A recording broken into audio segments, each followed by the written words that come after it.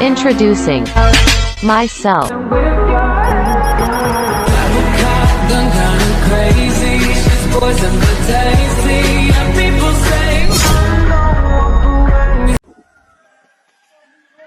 Halo teman-teman, perkenalkan nama saya Grete Dio. Saya mahasiswa semester 3 dari STBM Dosa Dara Bitung. Nah, pada kali ini saya akan membahas tentang video pembelajaran pada bab 3, yaitu tentang sumber-sumber dana bank. Nah, teman-teman, kita masuk dalam pengertian sumber-sumber dana bank. Nah, adalah itu usaha bank dalam bentuk dana untuk membiayai operasinya. Nah, teman-teman, tadi saya sudah membahas tentang pengertian sumber-sumber dana bank. Dan pada saat ini saya akan membahas tentang faktor yang mempengaruhi keberhasilan bank dalam kegiatan penghimpunan dana, seperti kepercayaan masyarakat, tingkat suku bunga yang kompetitif, risiko penyimpanan dana, pelayanan yang diberikan, pengelolaan dana bank yang hati-hati, kelengkapan produk bank yang ditawarkan. Nah, selain itu juga sumber-sumber dana bank terbagi atas 3. Yang pertama, dana yang bersumber dari bank itu sendiri adalah dana yang berasal dari para pemegang saham atau pemilik. Yang pertama, modal, yang kedua cadangan, yang ketiga laba. Yang kedua, dana yang bersumber dari lembaga lainnya adalah dana yang berasal dari pihak yang memberikan pinjaman kepada bank seperti BI dan lembaga keuangan. Contohnya, pinjaman antar bank, pinjaman jangka panjang, jangka menengah dari bank-bank luar negeri, surat berharga dari LKBB.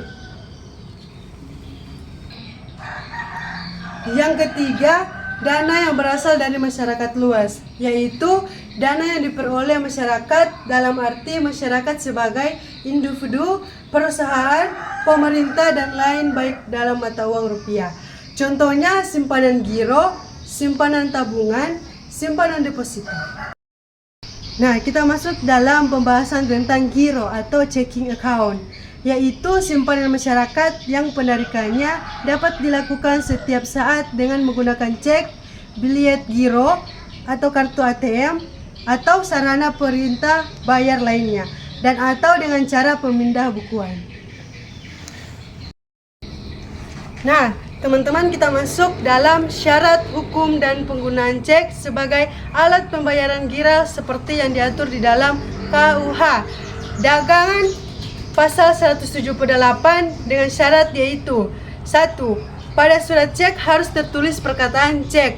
Yang kedua, surat cek harus berisi perintah atau bersyarat untuk membayar sejumlah uang tertentu. Yang ketiga, nama bank yang harus membayar. Yang keempat, terdapat tanggal dan tempat cek yang dikeluarkan. Yang kelima, tanda tangan penarik. Nah, kita masuk dalam syarat lainnya yang dapat ditetapkan oleh bank untuk menarik sejumlah uang yang diinginkan adalah sebagai berikut. Yang pertama, tersedianya dana. Yang kemudian ada materai yang cukup. Yang kemudian jika ada coretan atau perubahan harus ditandatangani oleh si pemberi cek. Kemudian jumlah uang yang ditulis di angka dengan huruf haruslah sama. Kemudian tanda tangan atau stempel perusahaan harus sama dengan dispatchment. Kemudian tidak diblokir pihak berwenang. Kemudian resi cek sudah kembali. Kemudian endorsement cek benar. Kemudian kondisi cek sempurna. Kemudian rekening tidak ditutup. Nah, kita masuk dalam jenis-jenis cek. Yang pertama, cek atas nama.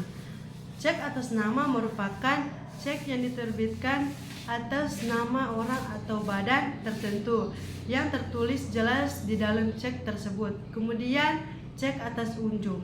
Cek atas unjuk adalah merupakan cek yang tidak tertulis nama seseorang atau badan tertentu di dalam cek tersebut. Yang ketiga, cek kosong. Cek kosong yaitu cek yang dananya tidak tersedia atau tidak mencukupi.